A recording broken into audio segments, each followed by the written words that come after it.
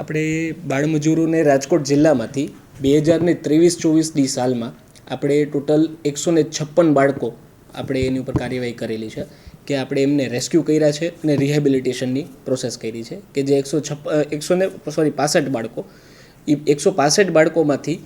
29 child labour છે કે જે 14 વર્ષથી નીચેની વયના હોય તો એમને ચાઇલ્ડ લેબર કહેવામાં આવે છે અને બીજા 136 એ તરુણ શ્રમયોગીઓ છે કે જેમને કામ કરાવી શકતા હોઈએ છીએ પણ એમની કામની કલાકો નિશ્ચિત હોય છે, એમની અમુક જે ટર્મ્સ એન્ડ કન્ડિશન હોય એ ફોલો થવી જોઈએ તો આપણે એમને હળવા કામમાં રાખી શકીએ છીએ. આપણે જે આ કાર્યવાહી કરેલી હતી એમાં મેજોરિટી જે એરિયાઝ કે જે આપણે પ્રોન એરિયાઝ કહેવાય છે તો એ મેજોરિટી છે આપણે સોની બજાર કે જે સોની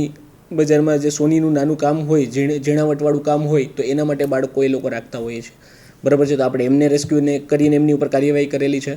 આપણે એના સિવાય રેસ્ટોરન્ટ્સ, બરાબર છે, કે જ્યાં આપણને જોવા મળતા હોય છે બાળકો કે સર્વ કરતા હોય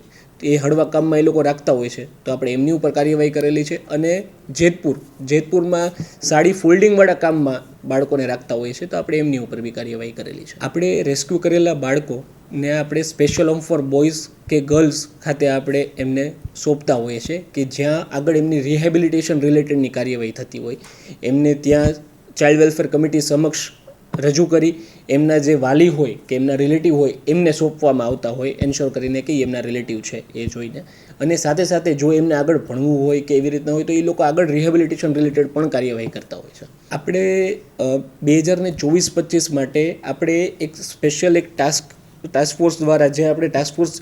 કલેક્ટર સાહેબની અધ્યક્ષતામાં આખી કમિટી બનાવવામાં આવેલી હોય કે જેમાં અલગ અલગ મેમ્બર્સ હોય. તો આપણે તમામ મેમ્બર્સને લઈને જેટલા બી આપણા પ્રોન એરિયાઝ છે કે જ્યાં બાળમજૂરો વધારે જોવા મળે છે, જેમ કે અહીંયા સોની બજાર છે, રાજકોટ સિટીમાં અલગ અલગ રેસ્ટોરન્ટ્સ છે, એના સિવાય આપણે જેતપુર છે, તો એવા જે એરિયાઝ કે જ્યાં બાળમજૂરો વધારે મળે છે આપણે ત્યાં વધારેમાં વધારે રેડ કરી અમને બાળકોને રેસ્ક્યુ કરવાની કામગીરી કરવામાં આવશે.